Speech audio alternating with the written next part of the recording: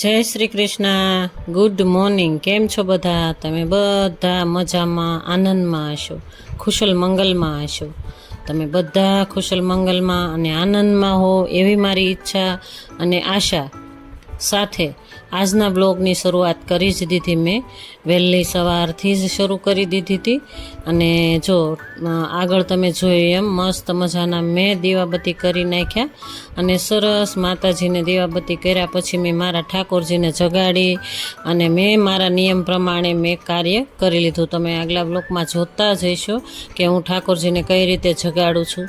અને એમાં તમે મને કાંઈ કોઈ મને કમેન્ટ નથી કરી, એટલે મને સમજાય છે કે તમને મારા બ્લોગ ગમે છે કે નથી ગમતા, મને ખબર જ નથી. બરાબર, તો મારા બ્લોગમાં તમે આગળ જોયા હોય તો મને કહેજો કમેન્ટમાં બરોબર છે કે નહીં. જય શ્રી કૃષ્ણ લખજો. ચાલો ત્યારે જો ઠાકોરજીની સેવા પણ મસ્ત કરી નાખી અને અને સાકર મિશ્રીનો ભોગ લગાવી દીધો. તો પછી આ ગઈકાલનું છે, ગઈકાલનું કન્ટેન્ટ છે. જો મેં મેથી દાણાનું શાક કર્યું હતું. હું કહેતી હોઉં ને ઘણીવાર કે અઠવાડિયામાં એકવાર મેથી દાણા ખાવા જ જોઈએ. આપણે આપણી હેલ્થ માટે અઠવાડિયામાં એકવાર મેથી દાણા ખાવા જ જોઈએ. જો તેલ મૂકી દીધું, લસણ નાખી દીધું. લસણ એકદમ લાલ કળી થઈ જાય ને, એકદમ ચડી જાય ને, ત્યાર પછી ડુંગળી અને મરચાંનું કતરણ નાખી દેવાનું. જો આ મેથી દાણાના છે ને આમ નામ જ રાખ્યા હતા મેં.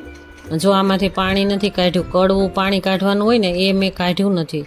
અને કડવું પાણી એમ નામ જ રહેવા દીધું હતું. અને એમાં મસાલો બધો રૂટિંગ મસાલો, ચટણી, ધાણા જીરું, હળદર નાખી દીધું હતું. અને ડુંગળી અને મરચાં નાખીને વઘાર કરી નાખ્યો. મરચાંમાં સેજ અમથા આદુની કટકી નાખી હતી અને આ વઘાર કરી અને એમાં મીઠું નાખી દીધું, તમે આગળ જોયું એમ. અને જો સુંદર મજાનું આ શાક થાય છે ભાઈ, સ્વાદિષ્ટ થાય છે. એટલે તમે એકવાર ક્યારેક બનાવજો આવું.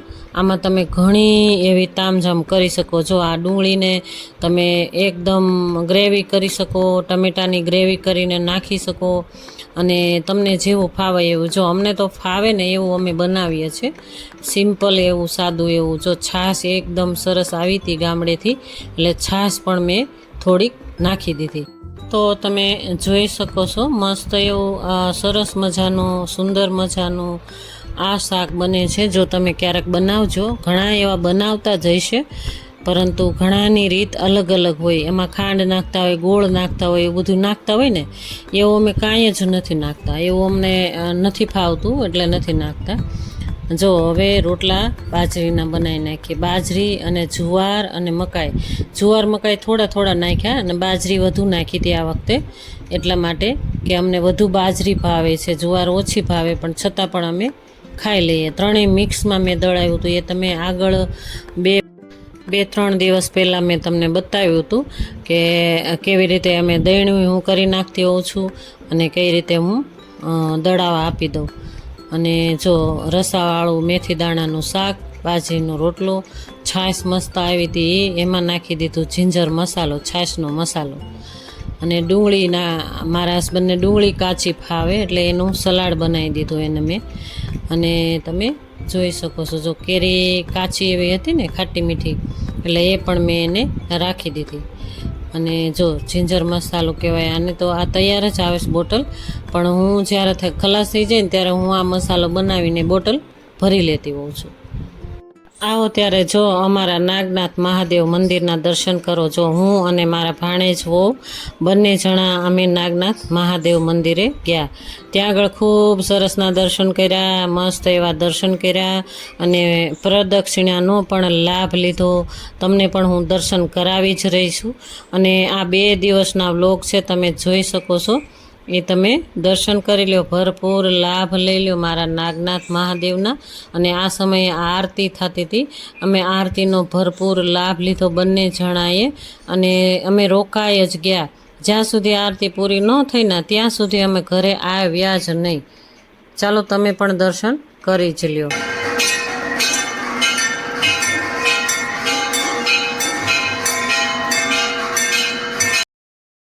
ચાલો અમારા અમરેલીના નાગનાથ મહાદેવના દર્શન કર્યા કે નથી કર્યા એ મને કમેન્ટમાં પણ તમે કહેજો, કેવા દર્શન થયા કે ન થયા. બરાબર ને? ચાલો જો આ ગઈકાલનો નહીં પણ પરમ દિવસનો હતો. પરમ દિવસના પૂનમમાં મેં પૂનમ ભરવાઈ ગયા હતા. એ દિવસે મારે ઉપવાસ હતો. ત્યાર પછી બપોર પછીનો આ વ્લોગ છે. તે દિવસે મારે આખો દિવસ ભક્તિમય ગયું અને તમે જોઈ શકો છો. મસ્ત એવા દર્શન કરી લો તમે બધા.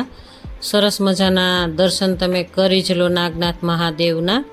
અને જો આ પરમ દિવસે મારે ઉપવાસ હતો તો બપોર પછી મારા ભાણેજ વહુ કે ચાલો મામી આપણે ક્યાંક નહીં ક્યાંક તો જઈએ જ તે. આજે ઉપવાસ મારે પણ છે એટલે આપણે બંને જઈએ. તો અમે ગયા નાગનાથ મહાદેવ દર્શન કરવા. ચાલો સાંજે આવી ગયા ઘરે. ત્યાર પછી આવીને સીધા નાહી ધોઈને દીવાબત્તી કર્યા અને બટેટા બાફવા મૂકી દીધા. બટેટા બાફી અને સાબુદાણા હું પલાળીને જ ગઈ હતી. સાબુદાણાની કરી નાખી મેં ખીચડી. જો આ કુકરમાં જ મેં બટેટા બાફી નાખ્યા હતા અને એમાં મેં નાખી દીધું જીરું અને હિંગ નાખી દીધી. જો ઉપવાસ હોય ને ત્યારે આ રીતે હું બનાવતી હોઉં છું. આમાં પણ મને કાંઈ ભૂલ થતી હોય તો મારો વ્લોગ જે જોતા હોય એ મને કહેજો. જો સિંગદાણા નાખી દીધા અને બટેટા બાફી નાખ્યા હતા. એમાં ટમેટાં અને મરચાં વઘારી નાખ્યા. વઘાર કરી નાખ્યો સરસ. જો સુંદર મજાનો વઘાર થઈ ગયો અને એને એકદમ સાતળાઈ જાય ને, એકદમ સતળાઈ જાય. જો લીમડો પણ નાખી દીધો છે આ સમયે અને એક મરચું નાખી દીધું, લીલું મરચું, અને ઢાંકીને વઘાર એકદમ આવી જાય ને અને ટમેટાં ચડી જાય ને એટલે નાખી દેવાનું મીઠું. મીઠું નાખો એટલે ગ્રેવી થઈ જાય ટમેટાની સરસ મજાની, સુંદર મજાની ગ્રેવી થઈ જાય. ત્યાર પછી નાખી દેવાના બટેટા. ત્યાર પછી મસાલો જે આપણે ઉપવાસમાં લેતા હોય એ નાખવાનો. બટેટા બાફેલા હતા એ મેં નાખી દીધા. આમાં પણ હું આ રીતે જ બનાવતી હોઉં છું. ઘણા લોકો અલગ અલગ રીત હોય, ઘણાની જો જમવાની અલગ અલગ રીત હોય, ઘણાની બનાવવાની અલગ અલગ રીત હોય, ઘણાને શરીરમાં અનુકૂળ આવતું હોય એ પ્રમાણે બનાવતા હોય. જો હું તો આ રીતે બનાવતી હોઉં છું. અને જ્યારે ટમેટાં સુધાર્યા ને ત્યારે એક અડધી ગાજર પણ સુધારી નાખી હતી. એટલે ગાજરનો સ્વાદ એકદમ મીઠો લાગે એટલે સરસ થાય આ સાબુદાણાની ખીચડી. સાબુદાણા બટેટાની ખીચડી બનાવી નાખી. આમાં મસાલો કરી નાખ્યો. મસાલો તો આપણે જે ફરાળમાં લેવાય એવો જ મસાલો નાખતા હોઈએ અને મીઠું તે સિંધવ નાખતા હોઈએ. અને જો દહીં સાથે લીંબુ નીચોવી અને આ ખીચડી થઈ ગઈ તૈયાર. આવો ત્યારે સાબુદાણાની ખીચડી અને દહીં અને લીંબુ નીચોવીને ફરાળ કરવા માટે આવો મારા યુટ્યુબ ફેમિલી, બરાબર ને. ચાલો ત્યારે આ સવાર પડી ગયું એટલે આજનો દિવસનું છે આ કન્ટેન્ટ. આજનો દિવસ એટલે કે 1 જુલાઈ. 1 જુલાઈ છે આજે અને આવતીકાલે 2 જુલાઈ થાય. ત્યારે 2 જુલાઈ મારા દીકરાનું બર્થડે છે. એટલે મને ખૂબ આ જુલાઈ મહિનો આવે ને ત્યારે પણ મારો દીકરો મને ખૂબ જ યાદ આવે. કારણ કે એનું બર્થડે અમે ધૂમધામથી ઉજવતા. કોઈ પણનો અમારે બર્થડે આવે ને તો અમે ધૂમધામથી ઉજવતા.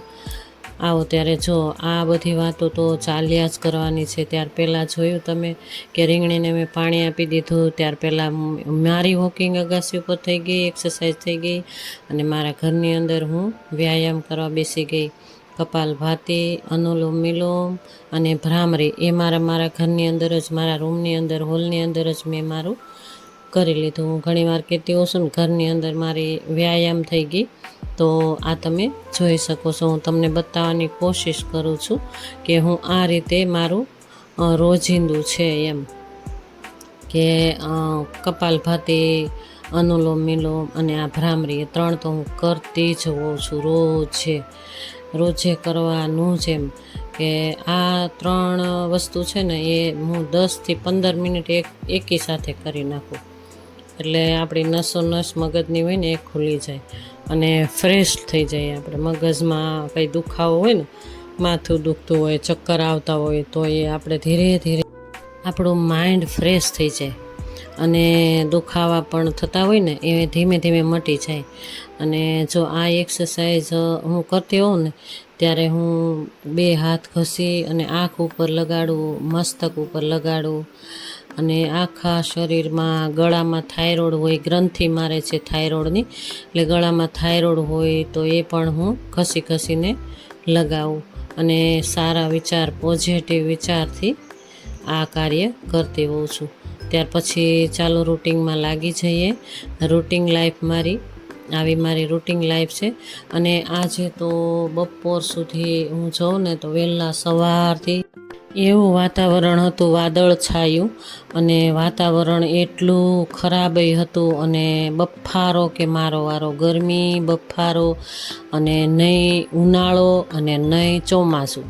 અત્યારે ચોમાસું હોય, ધોધમાર વરસાદ થવો જોઈએ, એના બદલે અત્યારે વાદળ છાયું વાતાવરણ આજ તો અમારા અમરેલીમાં હતું. ક્યાંથી કઈ જગ્યાએથી મારો વ્લોગ જોવો છો મને કમેન્ટમાં કહેજો, અને તમે ક્યાંથી જોવો છો અને કઈ જગ્યાએથી જોવો છો. મારો વ્લોગ તો અમે અમરેલીના જ છીએ, અને અમારા અમરેલીમાં આવું વાતાવરણ છે, અને વાદળ છાયું, અને સાથે સાથે બફારો કે મારો વારો, ગરમી કે મારો વારો. જો એમાં પણ આપણે હાઉસવાઈફને બધા કામ કરવા જ રહ્યા, બરાબર ને, કે આપણે આરામ હોય જ નહીં ક્યારેય. અને આજનો દિવસ તમે આ જોઈ શકો છો કે તમે વાતાવરણ તો તમને વિડીયોઝના માધ્યમથી તમને દેખાતું હોય છે, અંધારા જેવું જ છે. જો સેજ અંધારું લાગતું હોય ને એવું વાતાવરણ છે. ક્યારેક છાંટલા આવે અને ક્યારેક છાંટણા પાછા વયા જાય. અને ગરમી તો તમે જોવો કે પંખાથી દૂર થવાતું જ નથી. પંખાથી દૂર થાવ એટલે બફારાના એકદમ ગરમીના એમ થાય કે હમણાં જીવ જતો રહેશે, બરાબર ને, એવું થાય છે. અમને તો થાય છે એવું અમરેલીમાં. તમને કેવું થાય છે એ મને કમેન્ટમાં કહેજો કે તમે ક્યાંથી મારો વ્લોગ જોવો છો, બરાબર ને. મને ખ્યાલ આવશે કે તમે ક્યાંથી જોવો છો મારો વ્લોગ. અને ચાલો જો બહાર તો ચીકુડી કાપી નાખીશ ને એટલે પાંદડા છે નહીં, અને કચરો બધો લઈ લીધો તો મેં વહેલા કચરો વીણી જ લીધો તો હાથેથી જ. અને જો આ કચરો બધો ઢગલો કર્યો ને એ કચરો એટલો જ છે, બાકીનો કચરો તો મેં વહેલા જ લઈ લીધો હતો. જ્યારે વહેલા ઉઠ્યા હોય ને ત્યારે જ લઈ લીધો હતો. અને હુકિંગ કરવા ગઈ ને ત્યાર પહેલાં મેં લઈ લીધો હતો બહારથી, પરંતુ તો પણ મારે સાવરણી ફેરવવાની રહી જ બાકી, એમ કે સાવરણી ફેરવી દઈએ. ચીકુડીના પાન નથી, પરંતુ બહારથી ઉડીને આવ્યું હોય ને એ પણ હું લઈ લઉં છું, કચરો બધો જ. ચલો મસ્ત એવું સાફ થઈ ગયું, સુંદર મજાનું સાફ થઈ ગયું ભાઈ, ફળિયું એકદમ સાફ થઈ ગયું. ઋતુના પડાવ ઋતુ કામ કરશે, અને આપણે આપણું કામ કરવાનું. આપણે હાઉસવાઈફનું જીવન આ હોય છે. અને જો મારું ગાર્ડન કેટલું સુંદર છે. અને જો આ ફુદીનો હતો ને, ફુદીનો એકદમ બળી ગયો, એટલે મારા હસબન્ડ એ સાફ કરે છે, તો એમાં ગાંઠો હોય ને તો ગાંઠો થઈ જશે કે એકદમ સરસ હતો ફુદીનો. તમે જો અમારા ફૂલ પણ થોડા ઝીણા ઉગી અને કુડકુડું વળી જાય છે. હવે એ પણ એમ કહે છે કે વરસાદ થાય તો સારું, બરાબર ને. ચાલો ત્યારે આ મારું ગાર્ડન તમે જોઈ લો. અને ત્યાર પછી નાસ્તો આવી ગયો. મારા હસબન્ડને ચા પીવી હતી તો એને ચા બનાવી દીધી. અને મારો નાસ્તો તો ઓટ્સનો હોય જ છે, ગોન કતીરા અને ચિયા સીડ રાત્રે પલાળી દેવાનું, સવારમાં લઈ લેવાનું. અને એક ખાઈ જાઉં છું હું ચાવીને અંજીર. ચાલો ત્યારે આ મારે આજે દળાવવાનું છે. જો આ મકાઈનો લોટની ભાખરી રોજે ખાવાની છે. હવે ચાલો મકાઈ દળાવવાની છે તો દળનું કરી નાખીએ. ચાલો આ બપોરની રસોઈ તમને નથી બતાવી, પણ ડાયરેક્ટલી તમને જમવા બોલાવું છું. આજે મેં ચોળીનું શાક બનાવ્યું છે, કઠોળ બનાવ્યું છે મેં, ચોળીનું રસાવાળું શાક, અને બાજરીના રોટલા, છાશ, અથાણું. ચાલો મારી સાથે જમવા મારા યુટ્યુબ ફેમિલી. ચાલો આજનો દિવસ મારો આવો રહ્યો. આજનો દિવસ તમને કેવો લાગ્યો? જો સારો લાગ્યો હોય તો લાઈક, શેર, સબસ્ક્રાઈબ કરજો. અને જો નવા છો તો એક સબસ્ક્રાઈબ કરીને જ જજો. ચાલો ત્યારે બધા મારા યુટ્યુબ ફેમિલી જમવા, સાદું ને સિમ્પલ. ચાલો જય શ્રી કૃષ્ણ, રાધે રાધે.